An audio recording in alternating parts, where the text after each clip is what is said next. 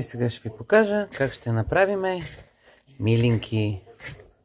Не знам дали точно така се правят. Гледах най-различни рецепти. Тук съм си забъркала масло, мляко, мас, разбира се, защото казват, че много по-вкусно стават, леко по-пухкави, по-хрупкави. И отделно съм си сложила и малко бършанце. Маста е абсолютно чиста, наша си е, не сме я купували. Общо взето, млякото е домашно, брашното ние сме си го меляли. И с две думи, наистина ще приготвим едни хубави домашни милинки. Тия топчета тестени буквално ги отдавих в тази кашичка. Сега ще видим дали се получат нещата.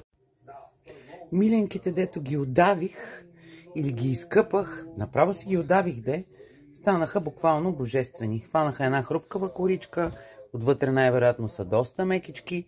Сега като поистинат и като извадя в една чинийка, ще ви покажа. А нещата се случват в повечето случаи по най-добрия начин, когато съм на диета.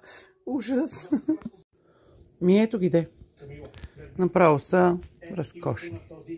Просто превъзходни. Как искам да изям едно.